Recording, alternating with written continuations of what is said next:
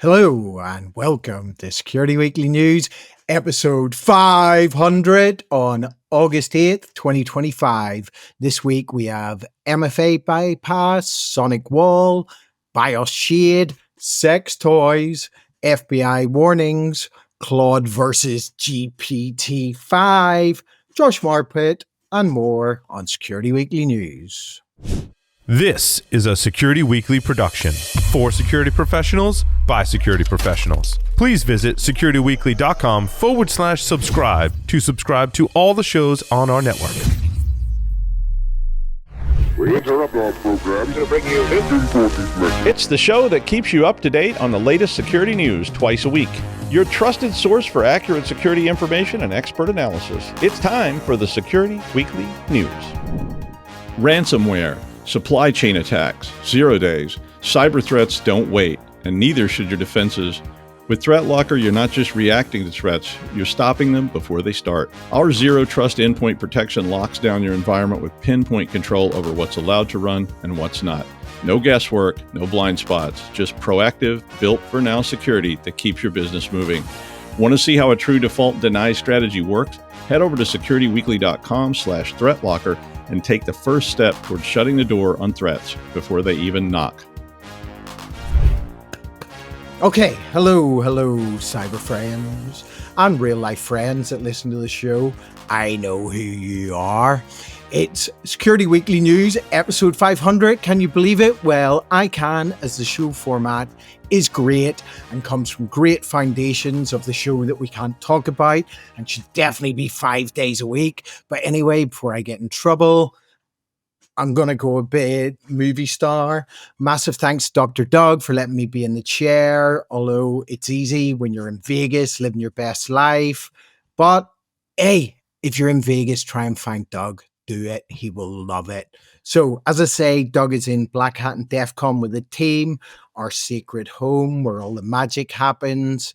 Although I'm not allowed to go, maybe blame Mr. Asadorian, but he's an enabler. Anyway, speaking of legends, later today we have Josh Marpet, our number one News Weekly commentator, friend, fellow beard wearer, and my personal go-to for everything cyber. So no slaps in the face to Chris Rock. You're okay, Chris Rock. I'll move on. Quick appreciation to Sam and Paul, who, despite their better judgment, continue to enable me. And of course, CRA, you're very brave, mad, or genius. So, Doug, we miss you. 500 episode, but you only care about 610 because of Fibonacci. Okay, today, massive stories. And you might as well stick around for the free sex toys at the end. Josh is going to be passing them out. So strap in or strap on. And I've wrote too many words and I'm very giddy. Story 1, FBI warning, stop resetting passwords after breaches. So we kick off episode 500 with a fresh warning from the FBI. Stop immediately resetting passwords after a breach. How much fun is that? The very thing we've conditioned everyone to do, probably, maybe causing more harm than good. So in their latest advisory, the FBI highlights a significant uptick in phishing attacks exploiting automated password reset process. The automated process, we love automation. I was talking to Josh about automating everything before the show. So the idea is that the attackers trigger panic-induced resets by sending fake breach notifications. Of course, they're using cloned email templates and domains that closely resemble legitimate security services. Of course they are. Some users act immediately and instinctively on these fraudulent password reset prompts and unintentionally hand over account access by way of all this jiggery pokery. So the problem isn't just the hackers' ingenuity, as they're changing all the time. We must stay in front of them. It is actually a bit more sort of our reactive, reflective approach to security. If you've told users repeatedly, reset passwords immediately after a breach. Now the attackers have weaponized this, as they call it, a knee-jerk reaction. So some of us, most of us, all of us, we've trained users into becoming possibly in this one use case, and there's lots of use cases, potential targets of sophisticated credential theft. Anyway, so um, what we can do is there is takeaways from this. Look around your credential management. It might need some rewriting. If your team still uses automatic resets as a primary security response, you need to look at this. According to the FBI, best practice is deliberate because that's what they are, kicking down doors. Is that what they do? Anyway, you need informed verification. That's it. Look, before any reset is performed, no exceptions, not the CEO, not someone that's in Vegas and has had all their money stole by someone because they've been incapacitated some way. Look, nothing's that urgent. Confirm, confirm, confirm. That's what we do. Look, get ahead of the attackers and look about integrating risk-based conditional authentication triggered by only verifiable threat indicators. There we go. How cool is that? Right. Okay. Story 2. It's like, I've wrote so much today. I've wrote too much. Sorry, Josh. I will get to you. Okay. I'd like Microsoft everywhere this week. Microsoft 365's direct send abuse. Phishing. I love this. It says phishing took a sinister turn. What, another one? And thanks to Microsoft's 365 Direct Send. This is actually quite interesting if you have it enabled and don't have controls around it. So cyber criminals have discovered how to bypass, as they're telling us, traditional email protections, which is DMARC and DKIM and SPF, or however you pronounce all them. Doug's so much better at pronouncing them. No, he's not. Anyway, using built-in functionalities, because that's what they like to do, living off the land, use features. So this is designed to simplify outbound email for legitimate users. So what should be convenience apparently is quickly morphed into a bit of a nightmare.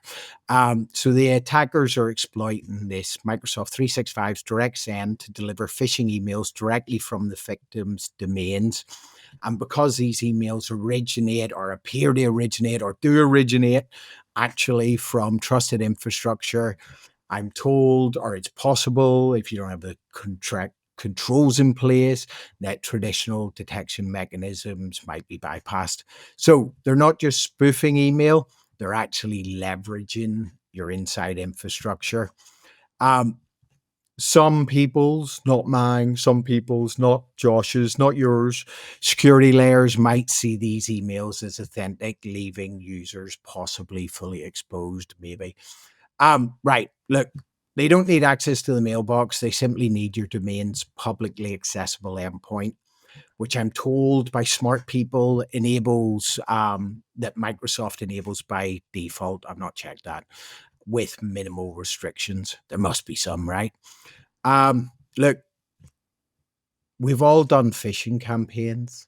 And when people, especially in my previous life, and when people look at it and it says internal across the top, they're just going to click on that, right?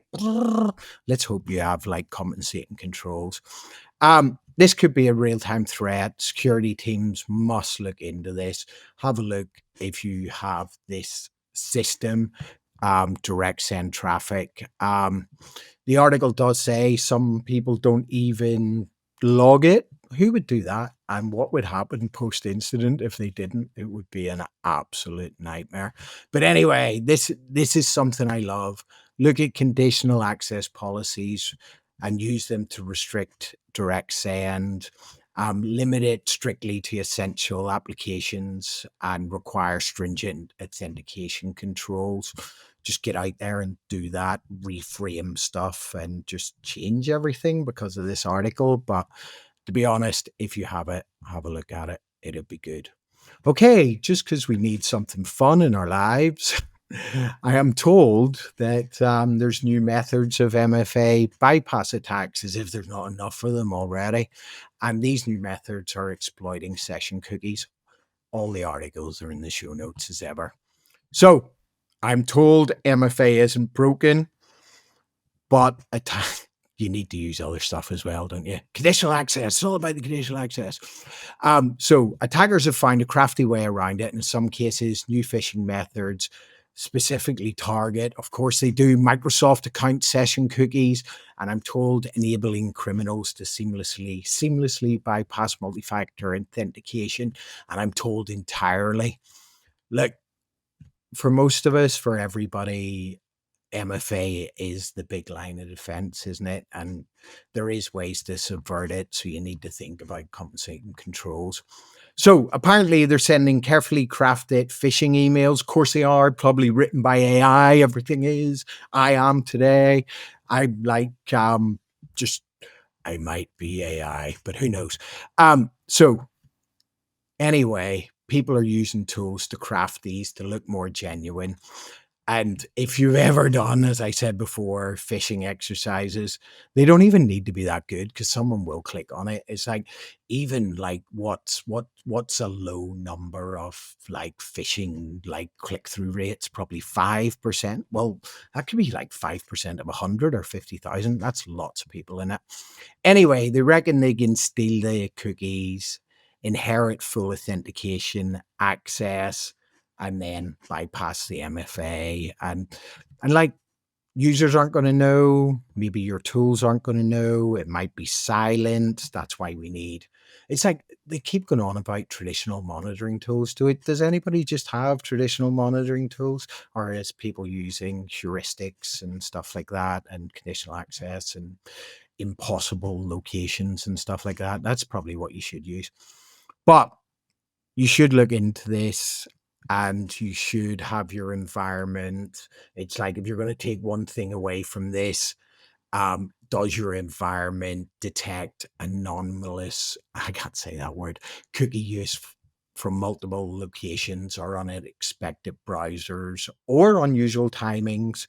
Well, like the whole of hacking at a nation state is based on race conditions, right?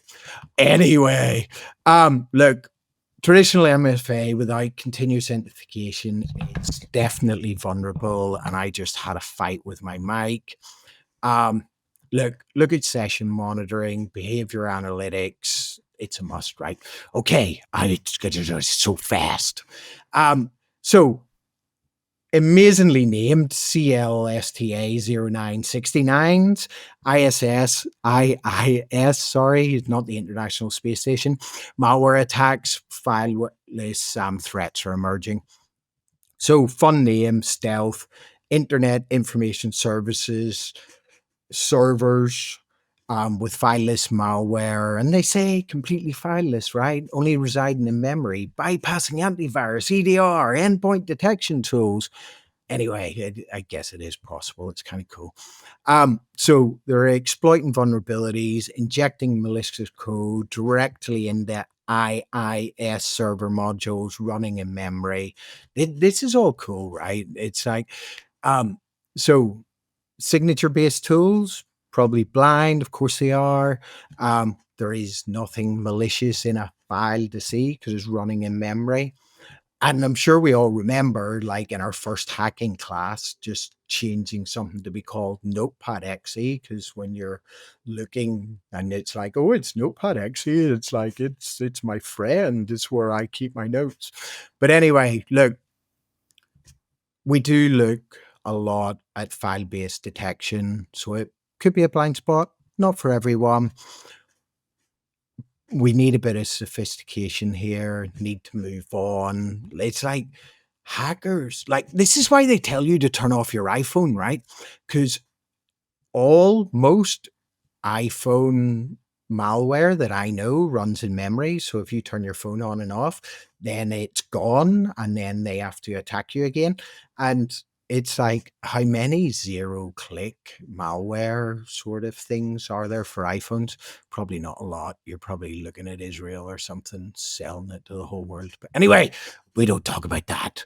Anyway, you need tools capable of deep memory forensics. Look, this scares me, such as volatility. It's like, who did that in their master's course? Who got scared by it? It's like, Josh, did you do it? He probably did. It's like, how many masters does that man have?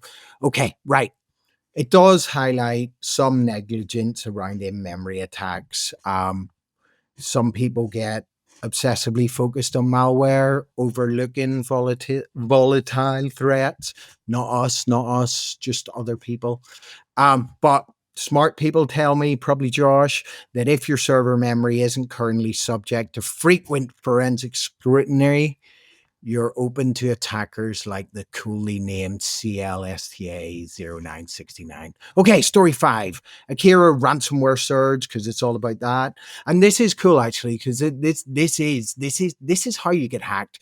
Business email compromise and not patching, right?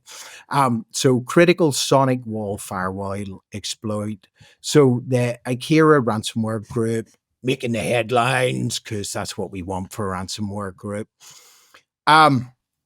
Look, if you're not patching, I could end this story now if I needed more time. If you're not patching, like, you might as well just give up. So it was a 0 day. I love it when all these articles turn around and go, this 0 day vulnerability. If it's in your article, I don't think it's 0 day vulnerability anymore. Patrick will be talking about it on LinkedIn with CVE. But anyway, SonicWall, SMA, and TZ series firewalls gaining unauthenticated remote access, directly executing ransomware within networks. Like, that's the bad stuff, isn't it? Like remote code, 0-click, remote code execution. This could like bring down the whole thing. In fact, when I was working in incident response, all of the hacks that we might have responded to was business email compromise, or someone hadn't patched something on the edge. It's that might just be us. Like, but that's a like just one person, but it's probably true, maybe true. Anyway, they're not wasting time with initial vectors like phishing emails, compromised credentials, straight in there, like before the incident responder can finish their Red Bull and knock their pizza off their lap. There are emergency patches, and as we know, patch deployment is really slow and can be slow. Look, patch aggressively. Please patch aggressively. Break the cycle, out of cadence, something like this. If it says being, let me come up with a good phrase that's always there, actively being exploited in the wild, well, you need to get on that, right? Get on it. You need to plan for this and look at your security posture, because, like, I don't know, just patch. But APTs, if they want to be inside, they will be inside. But that's not ransomware groups. They go after the low-hanging fruit, and none of that's you. Okay, fun story. Fun. I'll give you some fun. OpenAI engineers use Claude code ahead of GPT-5 launch. That's the title. I don't know if it's true, but someone thinks it's true. And so much fun. AI ethics and intellectual property are colliding, and isn't it fun to watch? It's like, oh no, AI ethics and intellectual property against each other. That's kind of fun, isn't it? But anyway, Anthropic publicly accuses OpenAI engineers of improperly they probably paid for it, using Claude's code ahead of GPT-5 release. I can't wait for GPT-5. It's like Christmas. It's like, give it to me, automate everything, and I'll be back to my Red Bull and pizzas. But anyway, Anthropic alleges that substantial proprietary code from Claude has found its way into GPT-5, highlighting serious intellectual property concerns. Like, they're stealing stuff of each other. It's not just China stealing stuff from people. It's like, just give it up. Let's go open source. Open source, man. I want to go open source. Anyway, look, I guess there is ethical boundaries, competitive advantage in the courts and stuff like that. There are some learnings. If your teams are doing this and don't have them billion-dollar lawyers in the smart suits, you probably need to think about your ethical oversight, because if someone with lots of money comes for you, it's like, like when people like were corners, like shops on the corner, have to change their names because a big company goes, it's too close to ours, like you've got no hope. So ethics, people, choice is yours, get into it. Okay, right. It's like, for some reason in the script that I'm sort of churning through a little bit here, I've got "Go get it, cowboys and cowgirls," because you know what? I've just been bored of music recently, and I am so into country and country rock at the minute. It's unbelievable. All right, this is a story for Paul Asadorian. Shade BIOS technique, firmware security failing us. And this is the story just before you're teed up, Josh. Okay. The article is all about shade BIOS techniques, bypassing endpoint protections entirely by targeting firmware level vulnerabilities. BIOS and firmware level threats, apparently, of course they are, remain notoriously overlooked because nobody understands it. Like Internet Protocol 6, why did that never make it? Because it's like too complicated and scary and I don't know what it does. And IVP4 is like just numbers, and don't give me letters because I didn't do algebra at school. Anyway, if anybody wants further information in this, just drop into Paul Asadorian's DMs because he is the man. So the shade technique leverages existing vulnerabilities in BIOS update mechanisms, of course it does, allowing attackers, I'm told, to embed persistent malware below the operating system. So obviously it can survive full disk wipes because it's in the BIOS, system resets in the BIOS, and even motherboard replacements, I'm told, because like, well, depends where it lives, right? Right. This could be a permanent backdoor. Like if I was going to do like upstream, downstream, I can never remember which way it is. If I was going to hack something that had this type of thing, you'd like put it deep where the ones and zeros are, right? And to wipe it, you have to put an ultraviolet light over it, or I don't know, hit it with a hammer. Right. Traditional endpoint protections.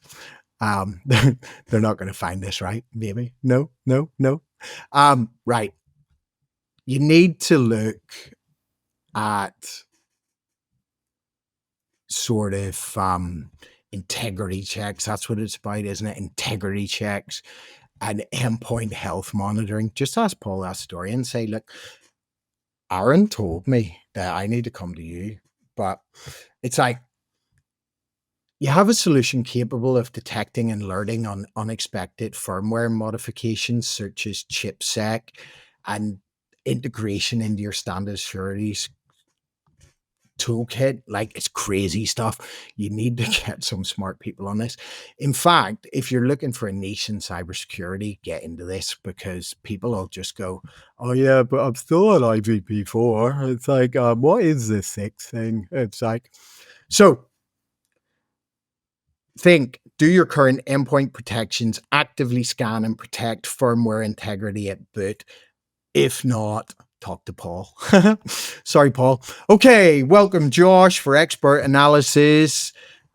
Just go get it. Go get it. You Okay. yeah. You got it. You got it. Now, it's interesting because your last story about the shade BIOS is about where shade BIOS is effectively moves the BIOS into memory and keeps it in memory while runtime is going on while you're running the operating system.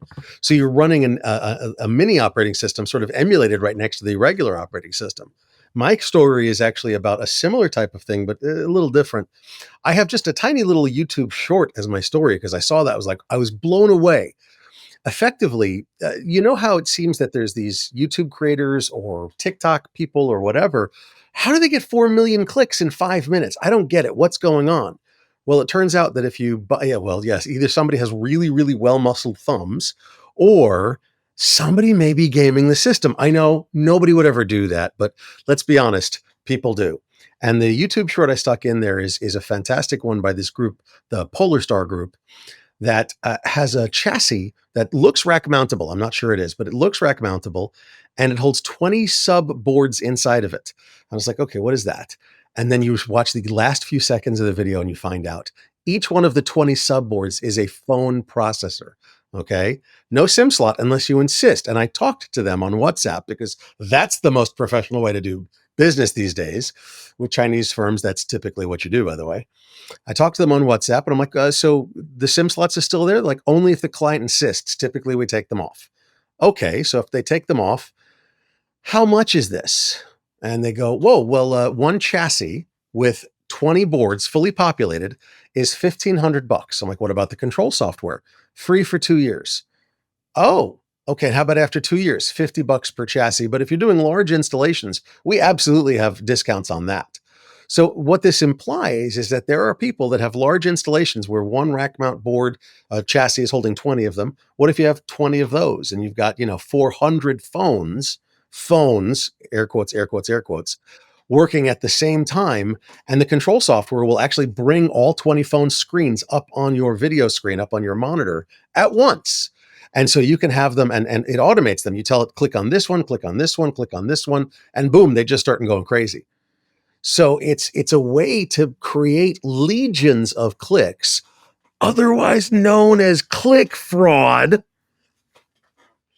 in very, very short amounts of time. And for $1,500 for 20, it's really not that bad. I mean, if you, I know we've all seen like the racks where there's 70 phones on these little racks created in front of a computer, and the mouse moves all the phones to the same, all the mice, if you will, on the phones to the same place at the same time. Or they've got people sitting there literally doing this. Well, they've now industrialized this. So this is now a way they're not emulating, they're not simulating. They have actual phone hardware on daughter boards, I guess. Daughter boards would be the right number, right name for this, on these chassis. And I can have large installations. Again, if I bought, for proper click fraud, spending $20,000 and at $1,500 a pop, that's a lot of phones. Okay. I don't have to pay the people. I have to pay one person to run 2,000, 3,000, 5,000 phones. Imagine how many clicks I can give a particular anybody who's paying me using that 2,000, 4,000, 5,000 phones in a ridiculously short amount of time. But they're actual real phones. Now, would you want to have 5,000 phones showing up from the same IP address with the same geolocation, with the same whatever? No, of course not. It's so hard to get multiple IP addresses or VPN across God knows how many countries, switching every 30 seconds. And that's kind of the point. What if I designate one chassis to one campaign, each chassis to a different campaign, and just switch my location on VPN every 5 seconds, 10 seconds, 20 seconds? And if I can script that, and I can, it's not that hard, well, I've just built an entire click fraud empire. And so what does that do for your ad revenue? Well, that does amazing things for your ad revenue. And what does that do for the value the ad buyers get? It's zero value to them. This is one of the reasons, and this is where the commentary part of this come in. This was the technical meat. This was interesting, fascinating technically, but here's where the commentary part comes in. When the ad-supported model of the internet collapses, and it is actively collapsing as we speak, what funds the internet at that point? Does 14 gazillion Patreon accounts fund the internet? Why would anybody do this except for eyeballs and content creators on the one side and eyeballs on the other side? And when the content is not being supported by the ads, when it's being directly supported, like TikTok does with roses and gifts and galaxies, like YouTube does with subscriptions and paying for, what is it, YouTube Red? I forget what they call it these days. It gets awkward. And I'm really curious and a little terrified of what we're going to see in the next few years. Back to you, Aaron. Thank you, Josh. And if anybody can see, I'm wearing my step-great uncle's actual real Canadian Mountie hat. Sorry, Canadian Mounties, it might not be forthright and it's pretty squashed, but how cool is that? And I only found out recently. But anyway, over to sex toys. So I don't know how to pronounce this. Loventh. I get better names. Sex toy security from breach to legal threats, right? Look, Loventh's leading sex toy manufacturer had a security vulnerability exposed, intimate user data, right? Where is this, right?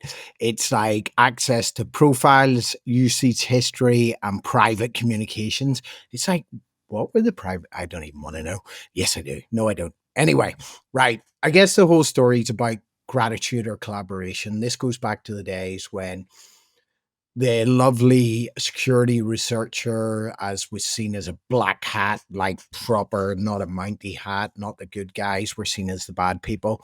And I guess the whole story is about how this company, and I'm told that the security researchers disclosed it ethically and in time and stuff like that, and now they're going after them. So it's like, look, that's a bit limp from you guys. It's like, I've got loads in this story, but it's not that funny because I just didn't put in all the cool words like about barriers and I don't know. But anyway, that's it for episode 500 Security Weekly News. If you see Sam in Vegas, you can ask her about the seaweed incident.